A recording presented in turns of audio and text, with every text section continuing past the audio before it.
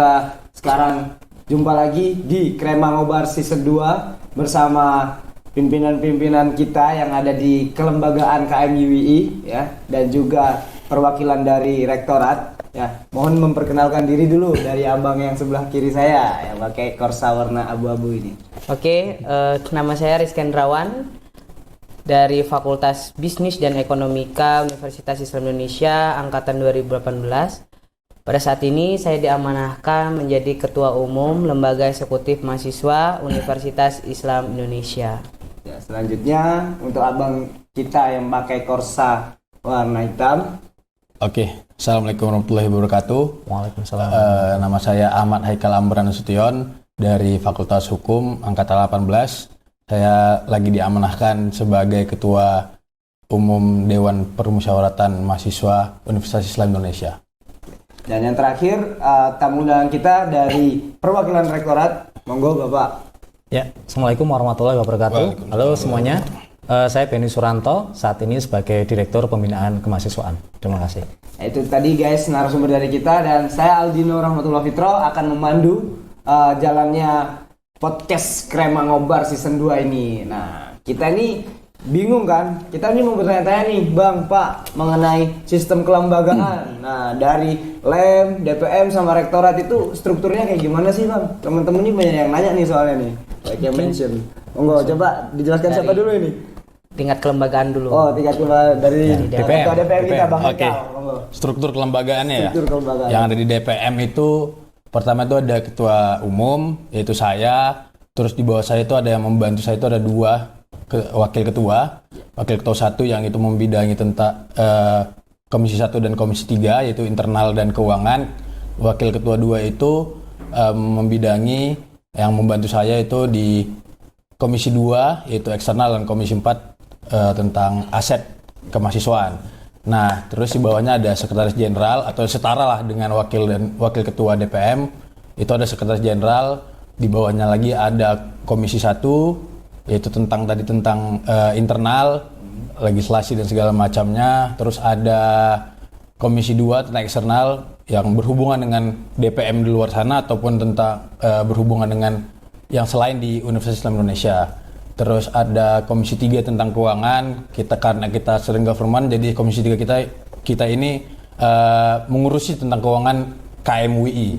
Dia yang mendistribusikan kemana segala macamnya. Yang itu juga dibantu dengan rektorat juga gimana pendistribusiannya. Terus ada Komisi 4 tentang di bidang aset. Jadi kita itu di KMUI kemahasiswaan itu punya aset. Mahasiswa punya aset itu SCC yang kawan-kawan semuanya tahu lah. Nah, itu aja sih. Nah, terus ada juga di bawahnya Komisi 1 itu ada namanya Badan Legislasi yang membantu Komisi 1 untuk mengurusi peraturan dan apapun itu. Terus ada juga di Komisi 3 BAK, Badan Audit Kemahasiswaan. Nah, di situ mereka membantu Komisi 3 untuk mengaudit keuangan yang ada di KMUII, baik itu DPM maupun LEM dan segala macamnya. Dan juga di Komisi 4 itu ada BPA, Badan Pengelola Aset UI. Nah, di sini kita juga ada tentang yang mengelola aset SCC itu adalah BPA. Nah, di situ juga kita juga ada memberikan ibaratnya bisa perlengkapan untuk kepanitiaan, HT dan segala macam itu bisa menghubungi di BPA karena dia juga membuka peluang bisnis di sana. Oke, lanjut nih dari LEM sendiri nih. Nah, strukturnya kayak gimana? Ada berapa bidang sih di LEM nih kira-kira? Oke, dari LEM itu sendiri kan lembaga eksekutif mahasiswa, Ya. yang dimana saya sendiri itu adalah mandatoris atau delegatoris dari DPM. Ya. Jadi sebelumnya legislasi, karena kan sistem kita masih semi parlementer ya Mas. Jadi semi parlementer itu bukan nanti pencalon itu bukan wakil presiden dan presidennya gitu ya. Bukan demokrasi seperti apa ya? Seperti universitas lain. Bukan cawapres atau wapres gitu Ya. enggak, tapi kita itu sistemnya legislasi, semua mahasiswa dengan ketentuan PKM tentang pemilu itu bisa mendaftar sesuai dengan ketentuan dan peraturan yang ada. Baru dari situ nanti kita sidang, dari sidang itu baru kita pembagian posisi, ya musyawarah pembagian posisi. Di situ nanti siapa yang di ketua DPM, siapa yang komisi 1, 2, 3, 4, lalu siapa yang didelegasikan menjadi ketua LEM, Lembaga Eksekutif Mahasiswa. Nah, dari LEM ini kan eksekutif, jadi eksekutor dari berbagai konsep yang telah dikonsepkan oleh ketua lab yang itu diverifikasikan dengan DPM, lalu diejawantahkan dari hasil konsep yang telah saya rancang sendiri, saya ejawantahkan dan saya aktualisasikan melalui berbagai bidang yang saya buat. Pada periode ini kita membuat 8 bidang, 4 bidang internal, 4 bidang eksternal.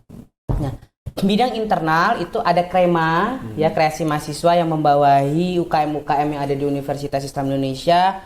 Yang terdaftar itu 30, yang aktif itu sekitaran 20, kurang lebih segitu.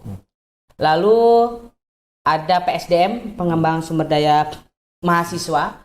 Nah, PSDM ini saya buat 4 biro, salah satu biro yang baru, atau emang kan baru periode ini Mas, yang ada biro-bironya ya, karena saya sendiri mengkonsep bahwa perlunya pengkhususan fokus. Kalau kita mandang dari pihak rektorat itu juga kan ada dirjen, ada direkturnya, direktoratnya, terus ada biro-biro juga. Nah, kami pun berpikir bahwa lembaga ini, apalagi tingkat universitas, harus bisa memfokuskan beberapa biro.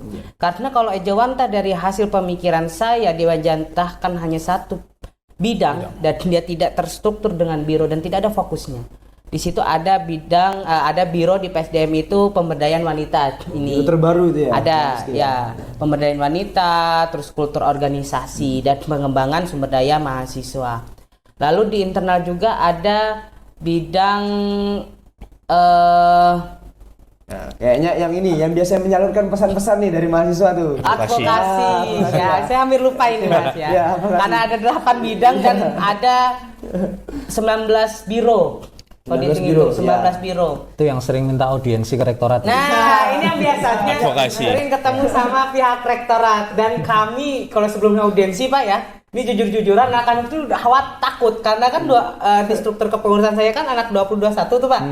Mereka sangat Tum gimana nih gini nanti rektorat gini. Tum ini nggak sampai di deo kan kita segitu tuh pikirannya.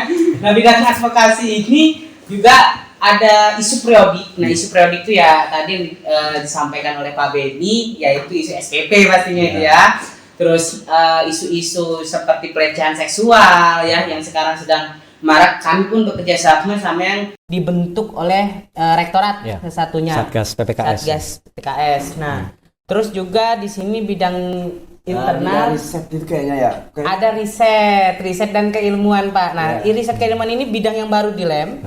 Ya, selama beberapa akhir periode ini, riset dan keilmuan ini ngeriset minat baca, ngeriset tentang apa sih fasilitas-fasilitas untuk menunjang keilmuan yang ada di UI. Maka kami kemarin sudah ngeriset tentang PKM, kami sangat support tentang UKM. UKM Universitas Islam Indonesia ini setiap tahun itu banyak yang mendaftar sampai tingkat nasional. Saya dulu pernah daftar PKM, dengan PKM itu benar-benar bagaimana akademik, ya, keintelektualan, terus juga bagaimana menginvestasikan hasil kuliah belajar di kelas masing-masing. Nah, jadi riset dan keilmuan itu fokusnya untuk ngeriset apa sih kebutuhan dan bagaimana sih tingkat minat baca, tingkat prestasi dari mahasiswa UI yang nanti juga menunjang tentang akreditasi tentunya. Lalu ada di bidang eksternal sekarang ya. Bidang eksternal itu ada politik dan jaringan. Di sini politik dan jaringan yang biasanya disatukan bidangnya jadi advojar. Ya, advojar. Tahun ini saya pisahkan karena fokusnya berbeda. Karena advokasi untuk mengadvokasi internal dari UI itu sendiri, politik jaringan adalah membangun eskalasi dan relasi yang lebih luas. Tentang politik apa? Politik bukan politik pragmatis tentunya ya, tentang hubungan dengan universitas. Alhamdulillah kami masuk ke BEMSI. Nah, ini logonya nih Mas. BEMSI kerakyatan ya. Di situ afiliasi ada UGM, ada UI, ada UNES dan ada universitas besar lainnya. Dan alhamdulillah UII ini, Pak, di BEMSI sangat dilihatnya luar biasa, Pak. Berperan ya? Berperan, apalagi kita bicara Jateng DIY, Pak. Kalau udah bicara Jateng DIY, salah satu AI, ya bahasanya aktor intelektual, dan yang ditunggu-tunggu tentang masa, itu pasti UI. Ini terkait aksi demo. Terkait aksi demo, tentang membangun eskalasi. UII Pak, berkali-kali misalnya kami tentang eskalasi luar universitas dengan berhubungan berbagai rektorat dan berhubungan dengan rektorat-rektorat dengan universitas lain. Alhamdulillah kami misalnya kemarin kita ke UI, alhamdulillah disambut dengan baik. Kita ke misalnya ke Semarang, beberapa universitas yang di Semarang, di Bali dan lain sebagainya. Dan alhamdulillah dengan adanya Poljar ini kita bisa membangun eskalasi lebih luas. Makanya kemarin pas demo menentang kenaikan BBM ya, termasuk yang paling besar kita di Jogja ya. Di Jogja. Bener banget. Jadi kemarin bener Pak Beni. Satu kampus 1.000 lebih kemarin ya. 1.000 lebih. Setelah data kami ada 1.300-an yang emang terjun di Yogyakarta dan kita membirukan Yogyakarta pada saat itu. Dan alhamdulillahnya dan kami disambut baik tentang pergerakan-pergerakan yang ada di Yogyakarta. Dan kami juga terhubung di FBD Pak, Forum BMCDIY, itu regional, dan alhamdulillah waktu awal-awal bang periode itu ada RKUHP, ya, kami tadi sama DPM, dan kalau misalnya Poljar ini selalu misalnya DPM nih, misalnya DPM ini di Komisi 2 tentang eksternal, itu kami bagi peran biasanya. Betul. Nah, DPM itu kemarin ada yang jadi ojol, ada yang jadi apa, jadi cuma bagi peran gitu kan. Terus ada lagi eksternal itu dakwah dan PESMA, Dapermas, dakwah dan pemberdayaan masyarakat. Nah, Dapermas ini alhamdulillah kami udah punya 2 target kita, yaitu panti asuhan dan desa binaan. Desa binaan, ternyata desa binaan yang kami bina itu adalah desa binaan yang sering UII bina. Kami ngobrol sama Camai FK, dosen Wadek. Itu ternyata loh sama ini desa ini yang selalu dibantu II masalah Idul Adha masalah apa gitu. Ternyata emang warga saatnya sangat menerima dan di sana masih banyak isu-isu pindah agama. Isu-isu ini agama aja. Dan saatnya masih banyak dan alhamdulillahnya di sana kami seminggu itu 3 kali ngajar dan dakwah di sana dan ikut pengajian di sana dan alhamdulillah disambut baik. Lalu di panti asuhan, di sana ada panti asuhan yang sangat miris sekali karena dari berbagai fasilitas di sana nggak menunjang, jadi jarak sekolah dengan panti asuhan itu jauh sekali. Mereka biasanya 1 motor 4 anak. Jadi dari kami di situ juga menampunglah keluhan kesah. Kami memberikan bantuan-bantuan beberapa kali. Kami kemarin udah mengadakan syukuran di sana dan sebagainya. Alhamdulillah UII ternyata luar biasa sekali di hati masyarakat di sana. Jadi kalau bicara tentang lembaga, kita tidak harus sibuk di internal. Tetapi kita bagaimana kita bisa hadir tengah masyarakat. Di sana saya mewajibkan memakai alma mater. Setiap ke desa binaan, setiap mengajar dan setiap ke panti asuhan wajib fungsionaris yang ke sana memakai alma mater. Toh itu menjadi ciri khas. Dan itu juga menjadi sebuah manifestasi tentunya. Lalu ada bidang yang ini yang mengkaji. Kalau kita kan kasrat. Nah, ada kajian strategis. Ini alhamdulillah kami membagi ada isu regional, ada isu nasional dan ada isu internasional. Isu regional alhamdulillah kami sudah mengkaji. Terus juga isu nasional BBM, regional itu tentang kelitih. Ya. Yang internasional apa? Internasional kemarin alhamdulillah kita sudah hadirkan dari Austria Pak, PPI Austria. Kita di situ membahas tentang peluang beasiswa. Nah, besok kemarin tiba-tiba saya di DM lagi sama PPI Rusia. Nah, PPI Rusia juga menawarkan geopolitik mungkin ya kalau geopolitik. Nah, ini mungkin nanti ditunggu ya untuk kawan-kawan. Kita ada kajian yang Rusia tentang geopolitik dan ekonomi tentunya di ranah Rusia dan alhamdulillah Pak. Jadi saya kan beberapa kenal sama Pak Adin, Pak Faza yang juga terhubung di PPI. Saya minta tolong dan diarahkan beberapa akun. Kita DM Pak, beberapa akun kan dibagi ada Eropa, Asia, ada juga Australia, Amerika. Kami fokus udah kita Austria, Eropa dulu. Habis itu Rusia, baru nanti Jepang dan Asia. Jadi di situ alhamdulillah Pak udah berjalan kemarin dan disambut baik. Dan besok kita akan insya Allah 1 kali atau 2 kali lagi kita akan undang PPI dari Rusia dan Jepang. Nah, kalau di tingkat internasional itu banyak isu menarik ya. Kemarin saya baca ada ulasan itu dia mengkaji tentang pengaruh geopolitik dengan kejutan-kejutan di Piala Dunia. Nah, ini kayaknya keren nih kalau LEM bisa menghadirkan kajian-kajian yang tingkatnya skala global ya. Saya kira menarik itu. Nanti juga ada nobar final Piala Dunia kok. Iya. Di Videotron yang ini belum bisa ya Pak? Hati-hati. Kayaknya masih rusak. Itu hati-hati. Nanti kena ada hukumnya itu. Harus izin dulu. Ya harus izin lah, masa kita langsung Oke, tampil di sana pun nggak bisa langsung kita. lanjut lagi nih. Nah, ini Oke. bidang terakhir. Bidang apa nih terakhir. biasanya yang ngeposting kalau teman-teman tahu ya? Medinprop, Medinprop, media apa? informasi dan propaganda. Di sini ada propagandanya karena kami tidak ingin hanya media doang, tapi harus ada propaganda. Kemarin ada beberapa misalnya mengkritik pemerintah dengan catatan-catatan, terus isu-isu yang lagi hangat di komentar Rem UI itu tentang kami membuat tulisan tentang 73 golongan yang selamat. Oh ya. Nah, itu kira-kira siapa tuh penulisnya tuh? Dirahasiakan kalau itu. Dirahasiakan ya, anonimus ya. Ya kemarin katanya sih penulis diteleponin berbagai setelah di-post ditelepon banyak pihak. Ya. Saya pun bingung kok bisa dia dapat nomor orang itu kan gitu. Nah, alhamdulillah propagandanya kemarin sempet Pak, kami tuh jadi kayak bingung. Kita kan mau kritik nih. Nah, saking kreatifnya staf saya itu Pak. Dia itu mengkritik misalnya ketua MPR nih, Bu Puan. Ya. Tapi MPR DPR. ya ketua DPR, Bu Puan Maharani.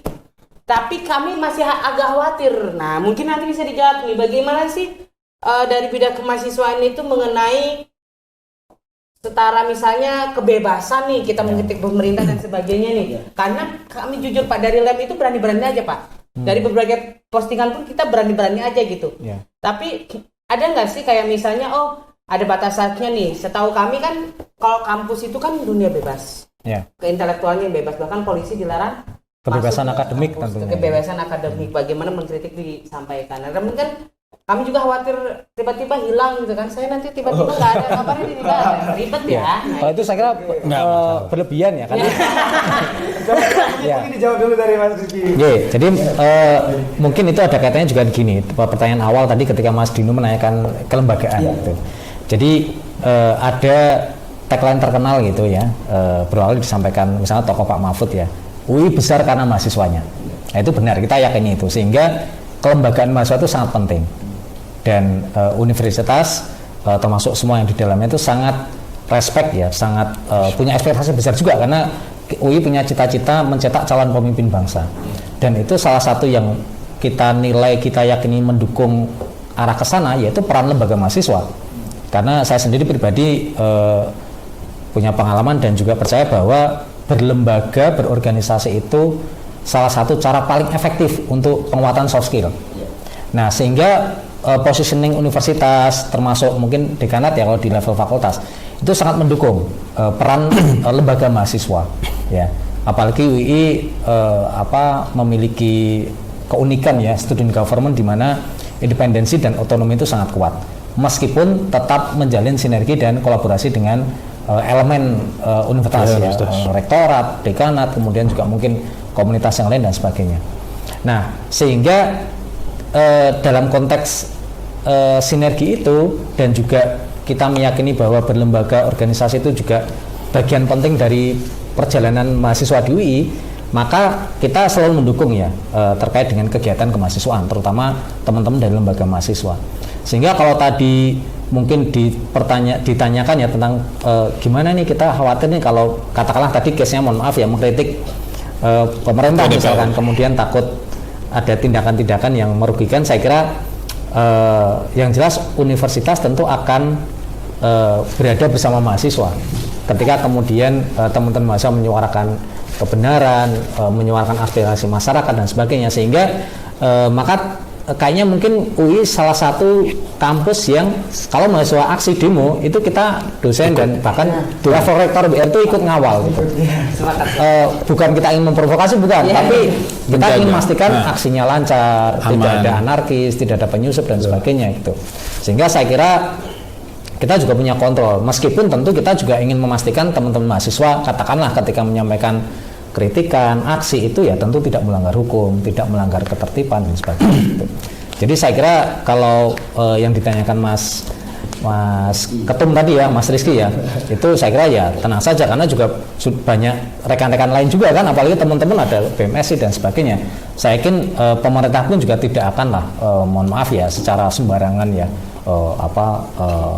ketika ada yang kritik kemudian dan sebagainya. Menangkap. Dan itu kita bisa lihat dan kan sudah ada aturannya juga. Malah mungkin tadi menarik di Kalem ada kajian tentang literasi gitu. Nah misalkan bisa itu malah diangkat jadi kajian atau forum ya, publik gitu tentang misalkan ini yang sekarang sedang hangat RUU KUHP kan terkait dengan pasal penghinaan dan sebagainya, menarik nih. Kalem bisa itu angkat. Kemudian juga UU ITE misalnya, kritik di medsos dan sebagainya. Tadi kan rame ya di medsos kan. Nah itu juga bisa, sehingga hal-hal itu yang memang kita tunggu dan memang itu perannya teman-teman lembaga gitu. Kalau bahasa kita itu melebatkan manfaat ya, bahasa paling besarnya kan rahmatan lil alamin ya. Tadi ada panti asuhan, ada desa binaan, kemudian juga ada banyak inovasi. Tadi menarik itu ketika periodenya Marsis itu bikin biru-biru dan sebagainya, karena memang ada target-target khusus kan yang ingin dicapai gitu. Dan itu juga mungkin dampak student government ya, teman-teman lembaga punya keleluasaan untuk menyesuaikan misalkan struktur, kemudian juga arah pergerakan, kemudian juga mungkin fokus minat bakat yang ingin dikembangkan gitu. Saya kira itu mungkin nanti bisa dielaborasi lebih. Nah, jadi saya ambil garis besarnya aja nih ya mengenai student government. Nah, dari teman-teman nih kalau mau tahu student government itu punya konsep dari mahasiswa, oleh mahasiswa dan untuk mahasiswa. Nah, rektor sebagai rektorat sebagai pihak dari kampus yang bekerja sama, elemen bekerja sama dengan kemahasiswaan, dengan ke KM ya, ke kelembagaan yang ada di KM kayak gitu. Tapi bentar Mas, ini jangan sampai salah Tafsir ya. berpikir juga tentang student government ya. Tentunya gini, sebuah student government itu tidak akan pernah ada kalau tidak ada kampus, itu poin pertama. Ya, itu poin pertama. Yang kedua, adanya student government itu kebebasan yang tentunya memiliki ruang lingkup atau kebatasan, memiliki batasan. Bukan berarti kita misalnya student government nih yang selalu digaung-gaungkan kita sama rektorat ini beda-beda. Tidak. Itu adalah sebuah elemen yang di mana ibarat kata tangan kanan dan tangan kiri. Kayak gitu. Jadi nggak mungkin jadi satu kesatuan kalau dari misalnya KM itu sendiri berdiri sendiri, nggak mungkin. Jadi dalam pengertian dari pihak rektorat itu bagaimana nih memfasilitasi dari segi apapun itu fasilitas-fasilitas kampus yang menunjang tentang kegiatan kita ini yang langsung in touch langsung ke mahasiswa. Jadi itu sebagai anatomi dikotomi yang emang menjadi satu kesatuan, di mana kita pun di sini tentunya student government itu oleh mahasiswa, dari mahasiswa untuk mahasiswa dalam hal mengejawantahan dari apa-apa yang diamanahkan tentunya menurut peraturan-peraturan yang ada di KMUI. Dan tentunya itu semua menjadi satu elemen. Tadi sangat sepakat ya bahwa rektorat UI gitu ya, dari struktur dari seluruhnya dari bidang kemahasiswaan itu sendiri, menurut saya ini menunjukkan adanya hubungan yang sama-sama dalam satu lingkup, yaitu Universitas Islam Indonesia. Kita di situ.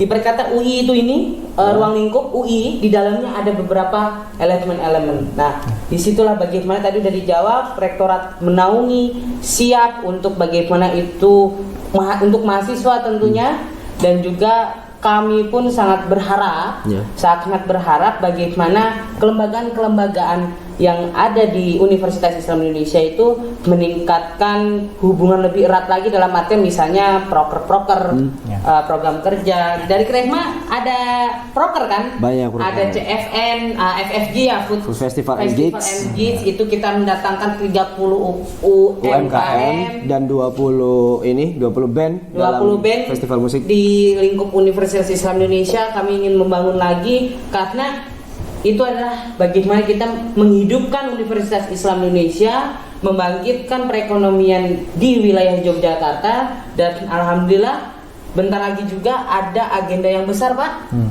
Satu-satunya lomba debat nasional yang ada di Universitas Islam Indonesia, dan kami sudah menghubungi hampir dari 40 universitas.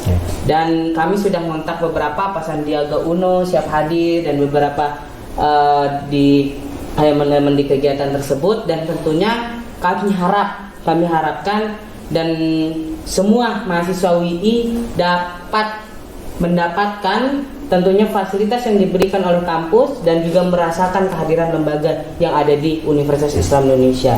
Mungkin sedikit tambahnya. Jadi memang student government di UI itu memang salah satu keunikan yang mungkin menjadi salah satu fondasi mengapa karakter kepemimpinan di mahasiswa dan sudah kelihatan di alumni kita itu sangat kuat gitu ya. Karena kemudian dengan independensi otonomi yang tanpa kemudian mengabaikan peraturan dan segala macam itu ruang untuk berkreasi dan sebagainya itu sangat luas gitu ya. Ada banyak keistimewaan memang dengan studi government, tata kelola keuangan dan sebagainya. Namun tadi disampaikan Mas Haikal ya, itu tetap juga mengacu pada prinsip-prinsip good governance gitu ya. Jadi student government with good governance. Kenapa? Karena ada badan audit yang memastikan terkait dengan keuangan itu, mohon maaf ya, tidak ada penyimpangan. Kemudian juga kontrol yang kuat ya antar level dari fakultas, kemudian juga universitas dan sebagainya. Sehingga kalau saya melihat sebenarnya hubungan lembaga mahasiswa dengan kampus itu ibarat orang tua dengan anak yang sudah dewasa gitu. Dia punya kebebasan dan sebagainya, tapi tentu tetap kuat. Kadang orang tua perlu mengingatkan. Tapi juga sebaliknya, anak yang dewasa tidak masalah juga ketika mengingatkan orang tua, sehingga forum-forum audiensi, kemudian bahkan beberapa kali ada aksi juga itu wajar ya. Misalkan yang rutin itu kan transparansi SPP dan seterusnya gitu. Sehingga memang itulah peran teman-teman lembaga mahasiswa gitu. Karena kalau teman-teman lembaga mahasiswa juga kemudian tidak punya independensi, tidak punya otonomi yang bagus untuk mereka bergerak menyampaikan aspirasi dan sebagainya, ya tentu nanti akan sangat kecil ya geraknya ya. Justru ketika kemudian lembaga mahasiswa di UI itu punya keunikan, punya kekhasan keistimewaan student government, maka yang tadi kita harapkan mampu berperan besar, tidak hanya di lingkup UI, tapi juga tadi ya nasional dan bahkan sekarang sudah merambah ke aspek internasional. Dan itu yang kita tunggu. Kenapa kemudian salah satu karakter mahasiswa yang sekarang kita kenal dengan MUI, M-nya itu kan mondial. Nah, sehingga ke depan kita tunggu ini, mungkin podcast kapan edisi berikutnya, lembaga mahasiswa UI yang mondial itu yang kayak apa? Gitu. Apakah yang sekedar dalam rapat pakai bahasa Inggris misalkan, atau kalau studi banding ke luar negeri gitu, atau yang bagaimana? Nah ini saya kira menarik ya kalau nanti diulas seperti itu. Oke, nah kita lanjut nih. Tadi kan banyak nih yang menyinggung soal kreativitas, karya, terus yang nggak mengekang lah mahasiswa itu dalam apa ya berkarya, menyampaikan seni-seni lah dengan dengan tidak melupakan bahwa itulah ciri mahasiswa dalam berkaryanya gitu. Nah aku tanya dari Pak Bedi sendiri nih. Nah mahasiswa itu ruang lingkup dari rektorat sendiri lah dalam berkreasi itu kayak gimana sih? Terkait dengan minat bakat ya dan kreativitas. Jadi gini, UI itu kan semua kampus itu punya profil lulusan. Profil lulusan kalau kita punya namanya kurikulum ulil albab yang di dalamnya ada 4 domain ya kita harapkan mahasiswa atau lulusan itu punya, yaitu keislaman jelas, kemudian kepemimpinan, kemudian keterampilan yang sifatnya transformatif ya. Kemudian juga kecendiakawanan, ya intelektualitas lah. Nah, 4 domain itu kan teman-teman kemudian berkreasi, beraktivitas di 3 ranah lah ya, kurikuler, kokurikuler dan ekstrakurikuler. Nah, terutama yang ekstra ini kan yang teman-teman di lembaga. Dan kreativitas kalau sekarang ini kan sangat banyak, spektrum pilihannya itu luas kan. Mungkin Mas Dino di Kremas kan juga mungkin melihat juga fenomena banyak UKM baru nih misalnya kan gitu. Ya kemarin kita belum lama ada surat itu tentang e-sport misalkan. Nah ini kan baru misalkan. Ini kita juga kaget loh. Ini UI kok diminta ini kita mengembangkan e-sport misalnya salah satu contoh. Kemudian yang selama ini kategori-kategori yang kita kenal misalkan penalaran terkait dengan akademik, kemudian misalnya tadi PKM, lomba-lomba debat dan sebagainya. Kemudian juga olahraga, ya ini kan kita punya banyak UKM olahraga. Kemudian juga seni budaya gitu ya, kemudian terkait juga kepemimpinan dan organisasi, sehingga sebenarnya boleh apapun sebenarnya selama kemudian values yang ada di UI itu tidak dilanggar gitu ya, karena tentu jelas ada hal-hal yang kemudian kita batasi juga ya, mohon maaf karena misalnya kegiatan-kegiatan yang melanggar values keislaman kebangsaan tentu kita tidak akan join di sana gitu. Tapi selama kreativitas itu bisa dilakukan dengan tetap kemudian berlandaskan prinsip-prinsip yang ada di UI, saya kira no problem gitu ya. Misalnya contoh praktis ini, misalkan atlet putri misalkan. Iya. Nah itu kan oke, wah ini bisa karena kita bisa kemudian mencarikan kostum yang tetap menutup aurat misalnya, kan gitu. Kemudian kita punya UKM tari yang langganan bahkan sering dipakai di acara-acara nasional ya, bahkan mungkin pernah ikut di internasional. Itu juga tetap bisa kemudian menyesuaikan nilai-nilai yang ada di UI gitu ya. Sehingga mungkin ini malah kemudian peran dari lembaga nantinya, PR-nya itu adalah mampu menangkap potensi-potensi yang ada di mahasiswa. Jangan sampai ada potensi di sana, tapi karena kemudian tidak didorong, tidak difasilitasi dan sebagainya, itu kemudian tidak berkembang kan itu. Karena sekarang ada banyak cabang-cabang seni baru ya, misalnya karena pandemi kemudian banyak berkembang tentang videografi gitu kan. Kemudian juga mungkin bidang-bidang kreativitas yang kontemporer gitu ya. Kayak di UI kayaknya salah satu yang menarik itu kita punya ya UKM unit Elmarkasi yang di dalamnya ada puisi Arab, menyanyi bahasa Arab dan sebagainya. Nah, tentu teman-teman nanti bisa mengembangkan itu, apalagi nah ini salah satu yang kadang lupa, kita punya mahasiswa internasional loh. Yeah. Nah sehingga kalau teman-teman ini kemudian bisa mengajak mereka terlibat lebih banyak lagi, lebih aktif lagi, meskipun 1-2 sudah ikut kan, ada yang teman dari Thailand ikut UKM sepak bola dan sebagainya, itu kan memberi warna tadi yang saya sebut mondial gitu ya, sehingga peran teman-teman mahasiswa, lembaga itu kemudian dalam mengembangkan minat bakat kreativitas itu bisa menangkap potensi-potensi itu ya. Dan kemudian bisa nanti mengangkat itu tidak harus ikut lomba juara, tidak harus misalkan tadi misalkan bikin festival UKM kemudian juga ada musik dan sebagainya, itu kan memberi ruang kreativitas gitu ya. Sehingga nanti ketika ada momen-momen event di UI itu kita mengangkat talent lokal kita gitu. Jangan sekedar kita bikin panggung untuk penampil luar misalnya gitu.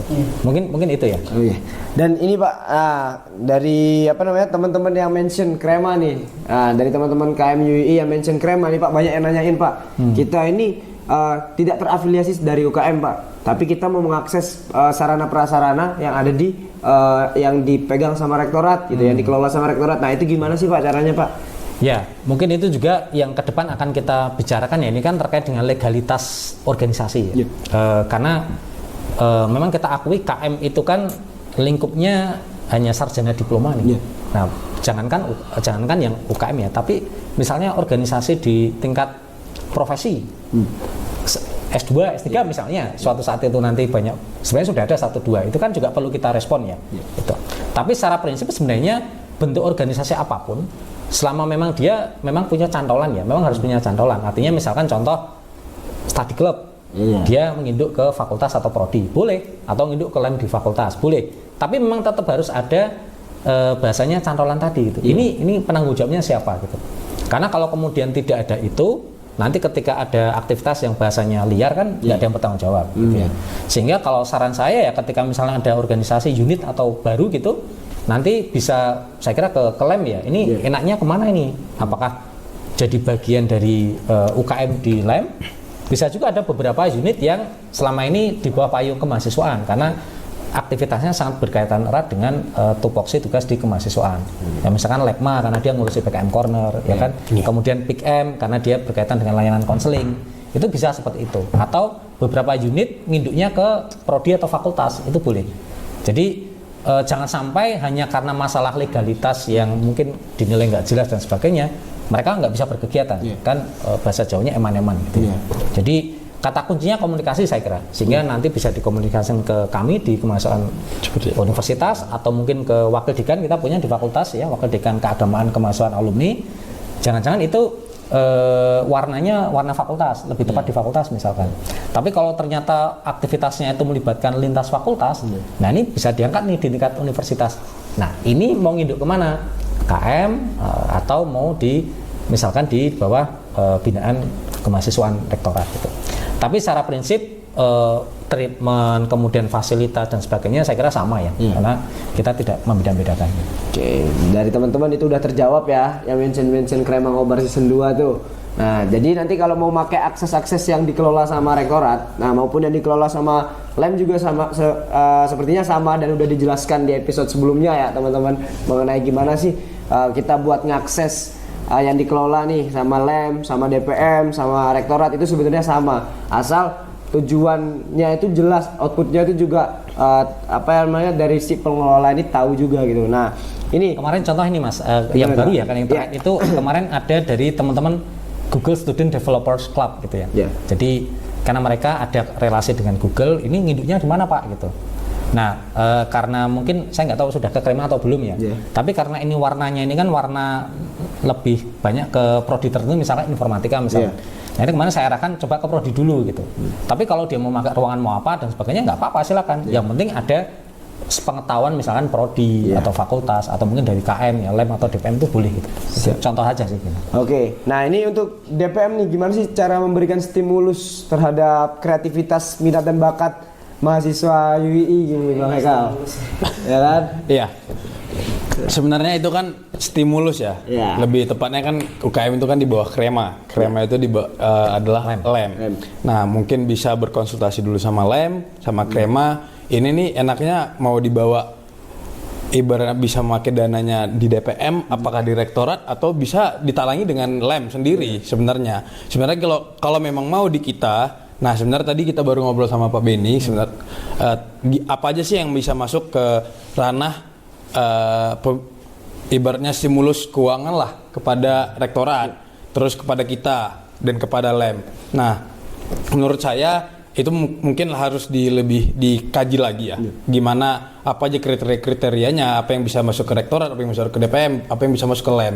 Nah, yang di bawah naungan oleh LEM ya bisa aja ke kita asalkan dia membawa nama UII itu sendiri maupun di bawah nama LEM dan segala macam itu bisa ke kita. Tapi ibaratnya sama dengan rektorat, kita tuh tidak memberikan 100% dana turun. Kita harus melihat nih, apakah beberapa proposal yang masuk ke kita, kita kaji dulu nih, mana yang lebih genting, mana yang lebih perlu, nah mana yang lebih dana yang lebih banyak dikeluarkan. Kita tidak asal-asal, ibarat kita itu sebagai ya Komisi 3 dan yang lain itu juga tidak hanya memberikan, oke, kawan-kawan dari UKM A meminta duit sebanyak sekian. Kita tidak bisa langsung, oke, dalam 2 hari 3 hari clear sekian diturunkan. Nggak bisa, kita harus mengkaji karena juga kita tuh punya badan audit, ya kita nggak bisa sembarangan. Kita juga bertanggung jawab kepada Allah, ya sesuai dengan apa yang mau kawan-kawan UKM minta ke kita, ya nanti kita verifikasi dulu gimana suratnya, gimana proposalnya, apakah ini bisa 100% turun atau hanya 80% atau 70% segala macamnya. Ya, yang penting kawan-kawan memasuki surat itu, memberikan surat kepada kita, proposal kepada kita itu sesuai dengan aturan yang ada. Nanti bisa kita kaji lagi dan hampir 100% itu kita beri. Mau LEM yang minta ke kita tentang ibaratnya ada kegiatan yang sangat mendadak atau kawan-kawan UKM meminta ke kita, dan kawan-kawan dimanapun lah, mau UKM itu di fakultas maupun di universitas yang naungi, kita siap memberikan stimulus keuangan dan apapun itulah yang bisa kita bantu. Ya, jadi mungkin sepakat ya dengan Mas Haikal. Jadi sebenarnya kalau DPM, kalau terkait dengan pengembangan minat bakat kreativitas itu kan dia legislatif ya.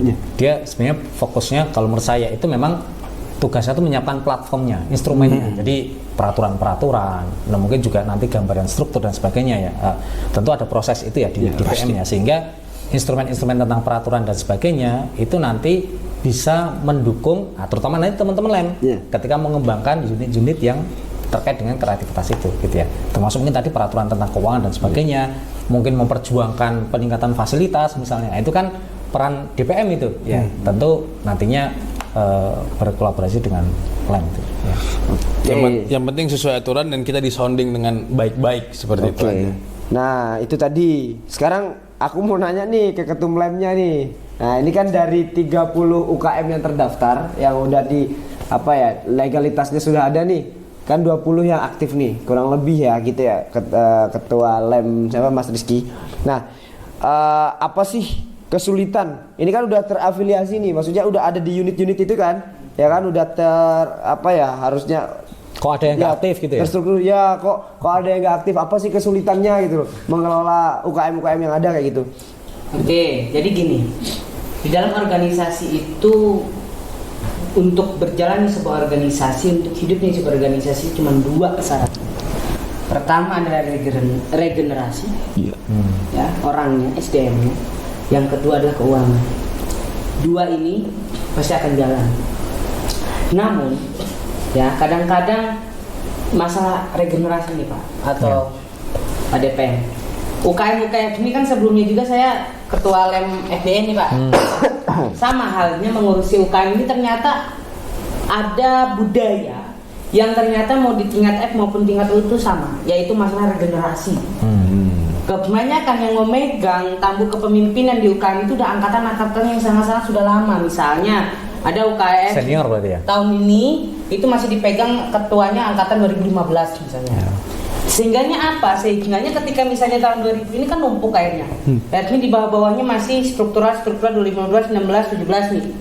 Sedangkan sekarang udah ada 18, 19, 20, 21, udah 2, 5 periode. Ini nggak sehat organisasi ini. Ketika yang 16 sudah hengkang, sudah lulus misalnya, akan terus numpuk gini. Jadi bagaimana kita mempersiapkan regenerasi selanjutnya? Kalau di dalam internal belum selesai masalah regenerasi. Makanya waktu itu kami buat peraturan Pak dari LEM ke UKM adalah bahasanya kami akan melantik dan akan memberikan pendanaan terhadap UKM. Yang pertama adalah dilantik dan SK dari LEM. Yang kedua ketika pelantikan itu angkatan minimal 2018. Kami melihat di situ. Kami sudah waktu itu ketemu sama Bareng Krema, saya katakan itu, dan alhamdulillah kami kemarin lantik sekitar 17 UKM. Lalu sebelumnya UKM yang lama itu kalau masalah e-sport ya, UKM e-sport itu aslinya udah ada. Namun mati lagi. Terus kemarin yang datang ke kantor Merpati Putih itu udah ada Pak. Tahun ini mau hidup lagi. Jadi karena 2 tahun Pak, periode ini sangat berat sekali. 2 tahun Covid, kegiatan mahasiswa sama sekali tidak ada bahasanya, apalagi UKM itu Pak.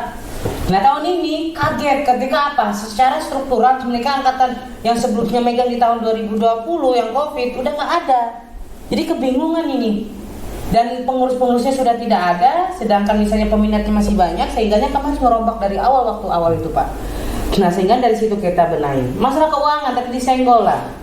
Ya, masalah keuangan itu tentunya dari pihak rektorat maupun dari DPM tadi benar saya sepakat bahwasanya jelas di PKM keuangan sumber tentang keuangan itu rektorat, DPM, sumbangan ya, dan atau dana-dana yang halal dan tidak mengikat. Nah, itu jelas bahwasanya LEM pun mendapatkan dana itu sumbernya dari rektorat maupun dari DPM. Kalau dari DPM itu jelas TW per 3 bulan, triwulan.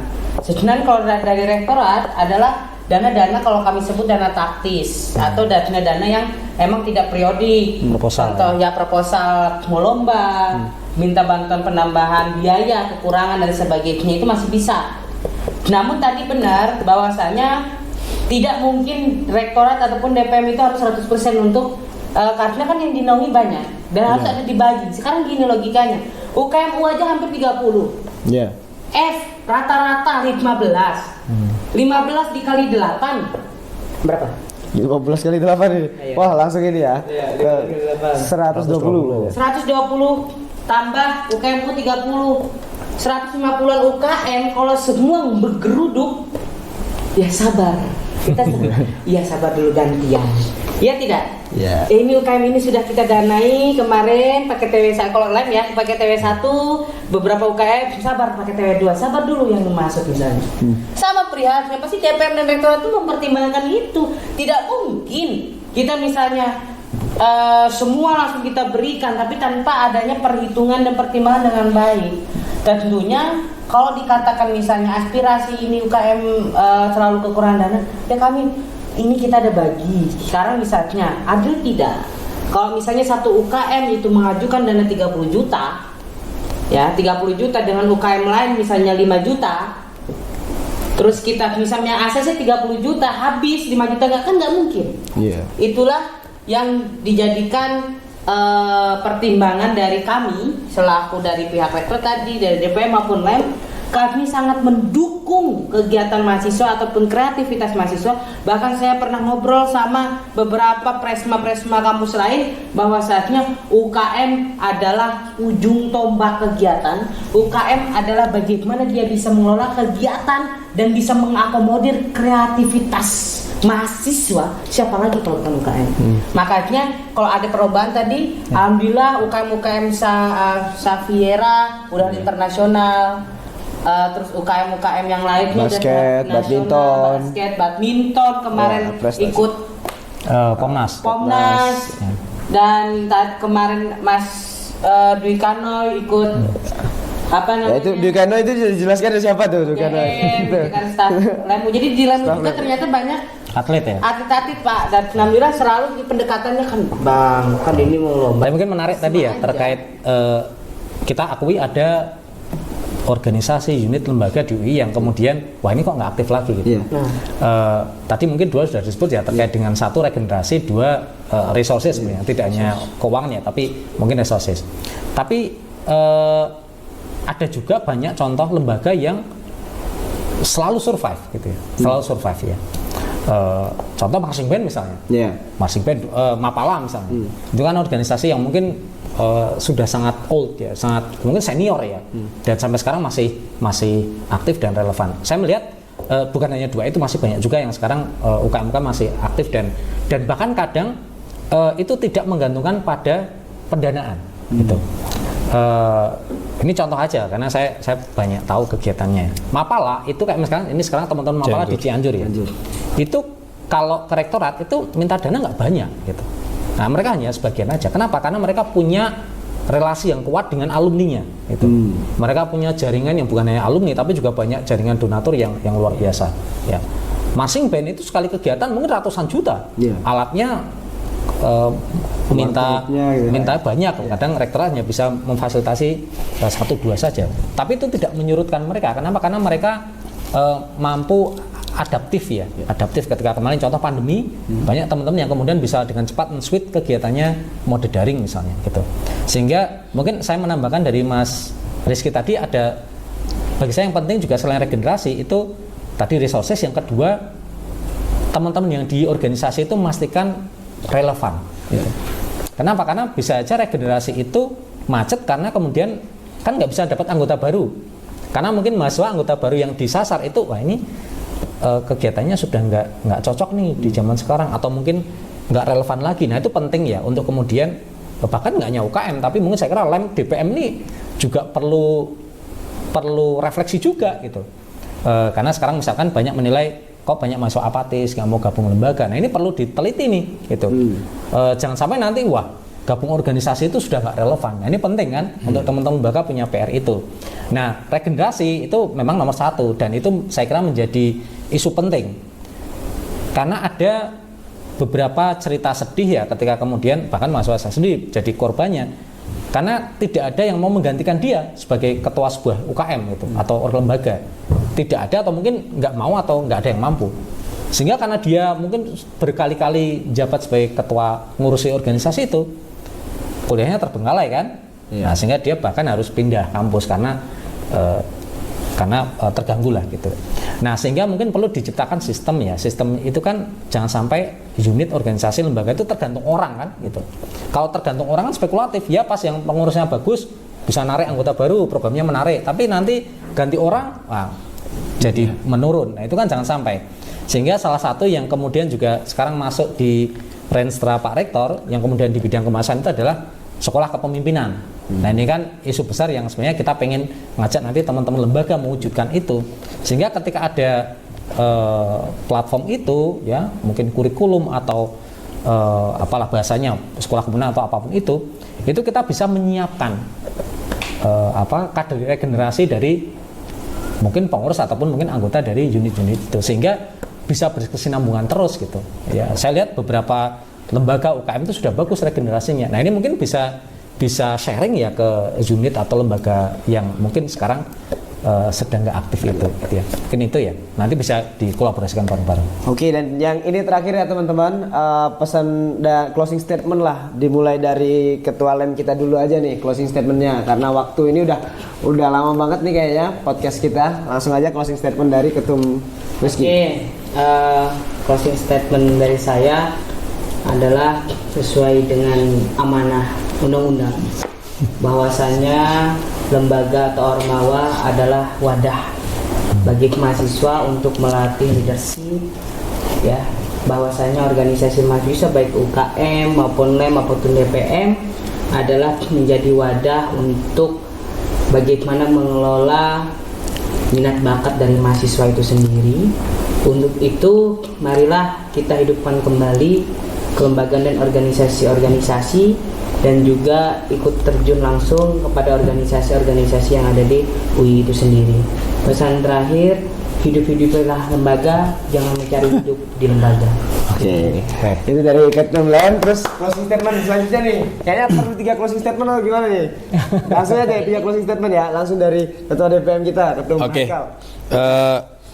Ya yang penting apapun kegiatan kawan-kawan, kegiatan mahasiswa yang itu menunjang kreativitas maupun membawa nama UII dan membawa nama lembaga, dan jangan pernah capek lah bahwa berorganisasi maupun di lembaga UKM ataupun apapun itu, jangan pernah capek dan jangan pernah puas, karena proses itu panjang dan untuk mencapai titik di atas itu butuh proses yang sangat kuat. Kita butuh jatuh dulu baru bangkit. Kita tidak ada yang langsung ke titik atas, tapi kita harus ke titik bawah dulu baru kita bisa ke atas. Itu aja. Ya, itu closing statement dari ketum DPM kita. Monggo dari Pak Beni terakhir. Ya, yang pertama untuk teman-teman mahasiswa ya, nanti ada untuk teman-teman pengurus lembaga. Untuk teman-teman mahasiswa, ingat bahwa UI itu didirikan oleh founding fathers bangsa negara kita Indonesia ya, dan cita-citanya sangat luar biasa mencetak calon pemimpin bangsa, dan itu tidak akan terwujud kalau mahasiswanya mager, pasif ya, harus proaktif, gabung organisasi, gabung lembaga, bikin kegiatan apapun itu. Yang penting jangan sampai tidak melakukan apa-apa ya, tidak melakukan apa-apa. Kuliah pulang itu nggak salah, tapi teman-teman yang akan rugi karena soft skill nggak akan berkembang dan sebagainya. Sehingga untuk teman-teman mahasiswa silakan aktif di organisasi, join UKM apapun yang teman-teman inginkan, Korps dakwah boleh, olahraga boleh, DPM boleh, lain boleh, silakan. Itu saya kira nanti akan sangat membantu teman-teman menguatkan soft skill, dan itu saya kira sangat yakin untuk keberhasilan masa depan teman-teman. Nah, untuk teman-teman lembaga mahasiswa ya jangan capek-capek juga ya, dengan segala tantangan, dengan segala keterbatasan dan sebagainya. Teman-teman inilah garda depan ini, punggawa depan yang kita harapkan akan terus menghidupkan dinamika kelembagaan mahasiswa di UI, sehingga tetap semangat dan insya Allah ini akan menjadi salah satu stepping stone teman-teman nanti menjadi pemimpin di level nasional atau bahkan mungkin di level internasional. Saya kira itu. Terima kasih luar biasa mahasiswa UI. Oke, makasih ya teman-teman. Nah, itu tadi closing statementnya dari ketiga narasumber kita. Yang penting teman-teman di sini dari UII, kita harus mewarnai lah UII ini, berbagai bentuk warna, berbagai bentuk dan macam warnanya. Kita warnai buat ya satulah tujuan kita untuk mengasah soft skill, kreativitas, minat dan bakat kita, dan juga kita satu tujuan tadi benar yang dikatakan sama ketum kita, yaitu untuk UII gitu. Terima kasih. Wassalamualaikum warahmatullahi wabarakatuh. Waalaikumsalam warahmatullahi wabarakatuh. Oke.